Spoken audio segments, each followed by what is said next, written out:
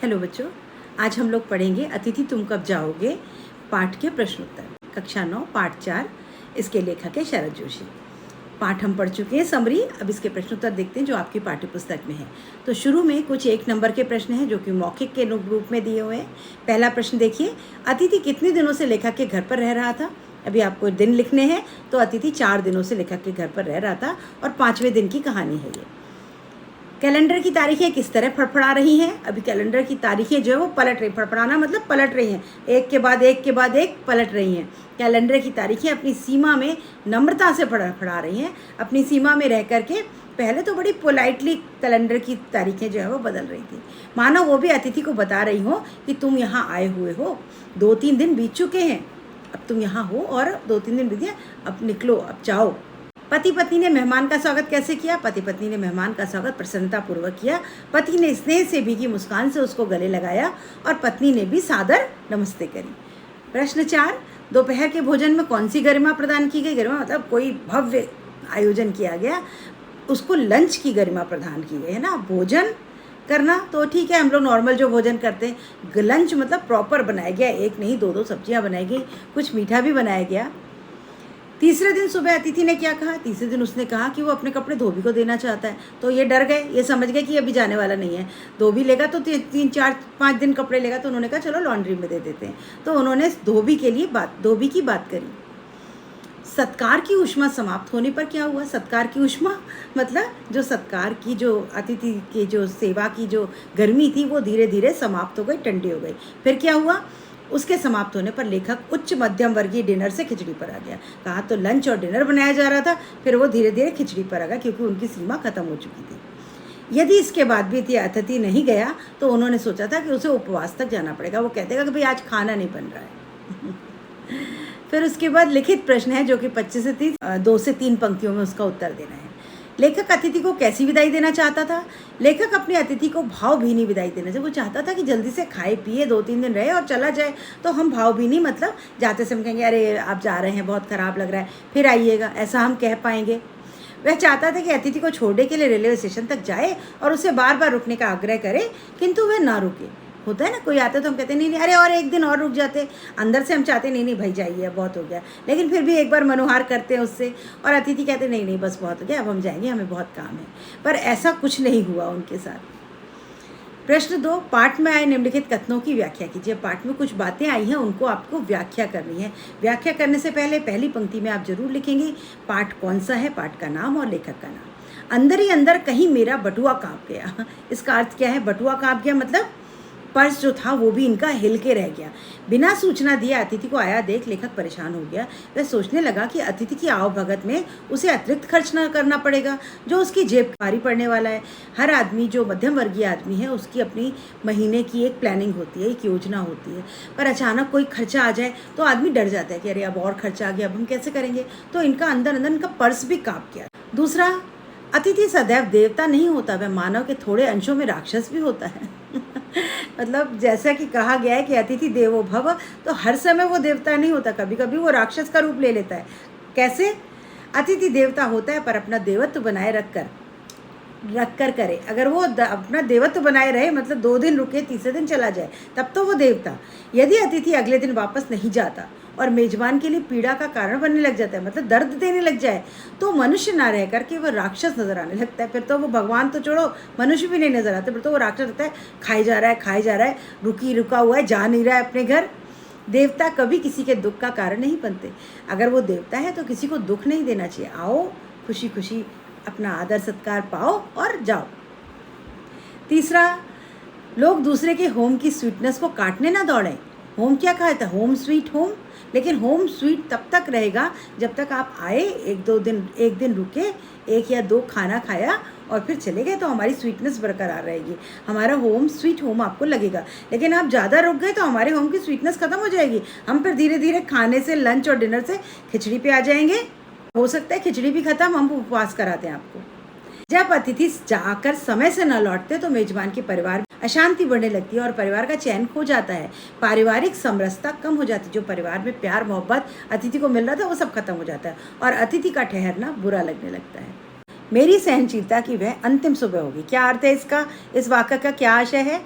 उन्होंने कहा कि पहले दिन के बाद से ही लेखक को अतिथि का रुकना भारी पड़ा। एक दिन तो ठीक था, अगले दिन उनको मुश्किल लगने लगी। दूसरा तीसरा दिन तो जैसे तैसे बीता, लेकिन अगले दिन यानी जो 5वां दिन था, उन्होंने कहा अब ये मेरी लिमिट हो गई है। 5वें दिन रुका तो मैं उसे गेट आउट कहना पड़ेगा। अगर वो 5वें दिन और रुक गया तो मुझे बरबस जो है वो ना चाहते हुए उसको गेट आउट कहना पड़ेगा, यानी कि कृपया अब आप जाएं। देवता और एक मनुष्य अधिक देर साथ नहीं रह सकते। इस वाक्य का क्या अर्थ है कि देवता कुछ ही समय ठहरते हैं और दर्शन देकर चले जाते हैं। अगर भगवान भी हमारे घर आए तो थोड़ी देर रुकेगा और फिर चला जाएगा। अतिथि कुछ ही समय के लिए देवता होते हैं। ज़्यादा दिन ठहरने पर मनुष्य के लिए वे भारी पड़ने लगते हैं, और अगर और ज़्यादा रुक जाए तो राक्षस बन जाते हैं। तब किसी भी तरह अतिथि को जाना ही पड़ता है, और फिर अंत में कोई ना कोई ऐसा बात हो जाती है कि अतिथि को वहाँ से जाना पड़ता है, या फिर घर वालों को मजबूरी में कहना पड़ता है कि भाई हमें कुछ काम है, अब हमें खुद जाना है, आप जाएँ कृपया। तो ऐसी नौबत नहीं आनी चाहिए। अगर आप किसी के घर अतिथि बन के जा रहे हैं तो एक दिन से ज़्यादा कतई ना रुकें। बच्चों यहाँ 50 से 60 शब्दों में उसके उत्तर लिखने, यानी 5 से 6 पंक्तियों में। प्रश्न देखिए, कौन सा आघात अप्रत्याशित था और उसका लेखक पर क्या प्रभाव पड़ा? आघात मतलब चोट। कौन सी चोट अचानक हुई, अप्रत्याशित अचानक लगी, और उस पर लेखक का क्या प्रभाव हुआ? तीसरे दिन मेहमान का कहना कि वह धोबी से कपड़े धुलवाना चाहता है, एक अप्रत्याशित आघात था। एक यह फरमाइश एक ऐसी चोट के समान थी जिसकी लेखक ने आशा नहीं की थी। अभी लेखक को यह अंदाजा भी नहीं था कि 3 दिन बीत गए, 3 दिन बाद ये कह रहा है कपड़े धोबी को देने, यानी अभी और रुकने का इरादा है, 5-6 दिन रुकने का इरादा है, जिसकी लेखक ने आशा नहीं की थी। इस चोट का लेखक पर यह प्रभाव पड़ा कि वह अतिथि को राक्षस की तरह मानने लगा। उसके मन में अतिथि के प्रति सम्मान की बजाय बोरियत, बोझिलता और तिरस्कार की भावना आने लगी। अब मन में तिरस्कार यानी गुस्सा, अब तुम जाओ, ऐसी भावना आने लगी। वह चाहने लगा कि अतिथि इसी समय उसका घर छोड़कर चला जाए। बेइज्जती की बात है कि आप किसी के घर गए हो और वो अंदर ही अंदर ये सोचे कि अभी चला जाए। संबंधों का संक्रमण के दौर से गुजरना। इस पंक्ति से आप क्या समझते हैं? विस्तार से देखिए। संबंधों का संक्रमण के दौर से गुजरना। संक्रमण मतलब दशा बुरी हो जाए, जब आपके संबंध ऐसी स्थिति पे आ जाए कि वो जो प्रगाढ़ संबंध है वो धीरे धीरे टूटने की कगार पर आ जाए, कि अगर अब आप ज़्यादा रुके तो आपके वो जो अच्छे संबंध थे वो धीरे धीरे टूट जाएंगे। तो ये ऐसे दौर से गुजर रहे थे। संबंधों का संक्रमण दौर से गुजरने का आशय संबंधों में बदलाव आना। इस अवस्था में कोई वस्तु अपना मूल स्वरूप खो बैठती है। अगर कोई भी चीज़ हो, अगर ज़्यादा उसको खींचा जाता है तो वो अपना जो ओरिजिनल शेप होता है वो ख़त्म हो जाता है। इस अवस्था में कोई वस्तु अपना मूल स्वरूप खो बैठती है, कोई दूसरा रूप ही अख्तियार कर लेती है और एकदम रूप बदल जाता है। लेखक के घर आया अतिथि अब जब 3 दिन से अधिक समय रुक गया तो ऐसी स्थिति उत्पन्न हो गई। लेखक ने उससे अनेकानेक विषयों पर बात करके विषय को ही अभाव बना लिया था। इतनी बातें करी कि विषय ही खत्म हो गए थे उनके पास। इससे चुप्पी की स्थिति बन गई। जहाँ बातें मज़ेदार हो रही थी वहाँ एकदम चुप्पी हो गई, जो बोरियत सी लगने लग गई। इस प्रकार उत्साहजनक संबंध बदल कर अब बोरियत में बदलने लगे थे। जिस संबंध में उनको मजा आ रहा था, उत्साह था, वो अब कैसे लगने लगे? बोरियत से भरे हुए संबंध लगने लग गए। जब अतिथि 4 दिन तक नहीं गया तो लेखक के व्यवहार में क्या क्या परिवर्तन आया?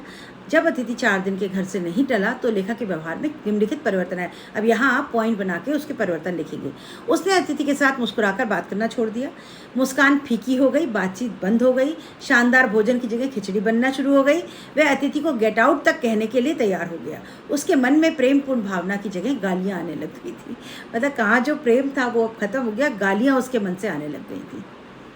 भाषा अध्ययन बच्चों, यहाँ पर आपको कुछ शब्दों के 2-2 पर्यायवाची शब्द लिखने हैं। पर्यायवाची शब्द पता होगा, एक ही शब्द के लिए जो अनेक शब्द होते हैं। जैसे चांद, चांद को कहते हैं शशि या राकेश। जिक्र, वर्णन या कथन करना। आघात मतलब चोट या प्रहार। ऊष्मा, ताप या गर्माहट। अंतरंग मतलब घनिष्ठ, नज़दीकी। और यहाँ पर नेक्स्ट प्रश्न में कुछ वाक्यों को निर्देशानुसार बदलना है। आपको कुछ वाक्य दिए हैं और सामने कुछ निर्देश दिए हैं, उसके अनुसार वाक्य बदलने हैं। हम तुम्हें स्टेशन तक छोड़ने जाएंगे, इसको नकारात्मक बना देना है। हम तुम्हें स्टेशन तक छोड़ने नहीं जाएंगे। दूसरा है किसी लॉन्ड्री पर दे देते हैं, जल्दी धुल जाएंगे। और प्रश्नवाचक, किसी लॉन्ड्री पर दे देने पर क्या जल्दी धुल जाएंगे? क्या शब्द लगाकर प्रश्न बना दीजिए। सत्कार की ऊष्मा समाप्त हो रही थी, भविष्यकाल पर इसको भविष्य में बदल दिए, सत्कार की ऊष्मा समाप्त हो जाएगी।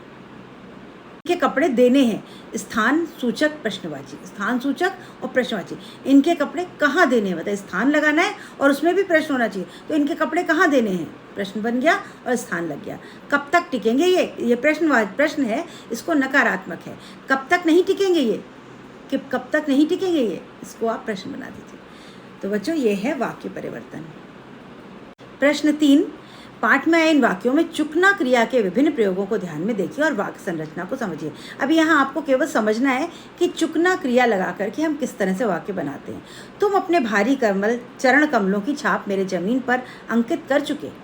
अभी ये लेखक जो है वो उसके लिए बोल रहा था, अतिथि के लिए, कि तुम्हारे चरण कमल, जब तुम अतिथि थे पहली बार आए तो हमने तुम्हारे चरणों को कमल की तरह समझा और तुमने उन चरण कमल की छाप हमारे जमीन पर अंकित कर दी है, मतलब निशान बन चुके हैं। अब तुम जाओ।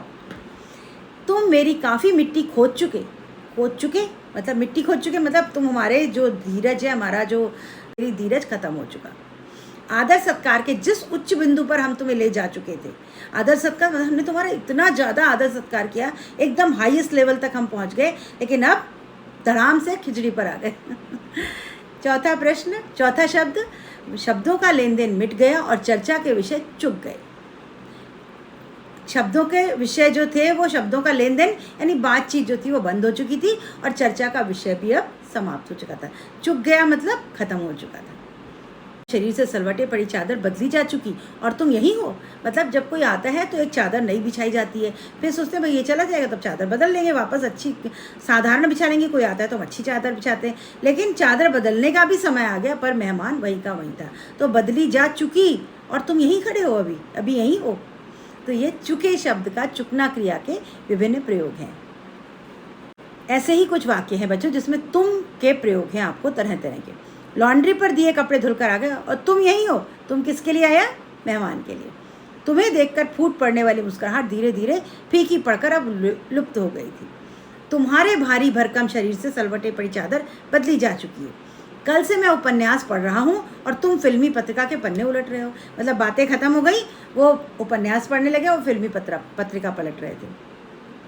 भावनाएं गालियों का स्वरूप ग्रहण कर रही हैं पर तुम जा नहीं रहे। बोले अब तो हमारी भावनाएं अंदर से गालियों में बदलने लग गई हैं, लेकिन तुम यानी अतिथि तुम जा नहीं रहो। वरना हम अतिथि को कैसे संबोधित करते हैं? आप आइए, आप बैठिए, आप करते हैं, और अब किस पे आ गए थे? तुम पर आ गए थे। एक प्रश्न बच्चों आपके योग्यता विस्तार में है जो कि इम्पॉर्टेंट तो नहीं कह सकते, लेकिन हो सकता है उस पर कुछ पैराग्राफ लिखने को आ जाए, और बाकी प्रश्न परीक्षा उपयोगी नहीं है, कक्षा में क्रियाकलाप के लिए है। तो पहला प्रश्न देख लीजिए, अतिथि देवो भव उक्ति की व्याख्या करें। ये अतिथि देवो भव हो सकता है आपको एक अनुच्छेद लेखन में कभी आ जाए। और आधुनिक युग के संदर्भ में इसका आकलन करें। आज का जो युग है इसमें इसको क्या हम ऐसे ही प्रयोग करते हैं? भारतीय संस्कृति में अतिथि को देवता का दर्जा दिया गया, उसे देवता के समान मानकर उसका आदर सत्कार किया जाता है। आज के भौतिकवादी युग में मनुष्य मशीनी जीवन जी रहा है। हम लोग कैसा है? हम लोग मैकेनिकल होते जा रहे हैं। उनके पास अपने परिवार के लिए समय नहीं रह गया, तो अतिथि के लिए समय कैसे निकालेंगे? आज क्या होता है, आज पिता माता जो है वो अपने बच्चों के लिए समय नहीं निकाल पाते, तो अभी मेहमान के लिए कहाँ से समय निकालेंगे? इसके अलावा महंगाई के इस दौर में अपनी ज़रूरतें पूरी करना कठिन हो रहा है, तो अतिथि का सत्कार जेब काटने लगता है और हमें अपनी ही ज़रूरतें पूरी करना मुश्किल हो जाता है। तो फिर हम अतिथि का स्वागत सत्कार कैसे करेंगे? करते हैं, हम अपनी जेब पर जोर दे करके भी करते हैं, लेकिन कितने दिन? एक दिन करेंगे, 2 दिन करेंगे, तीसरे दिन से हमें मेहमान जो है वो कलने लग जाता है।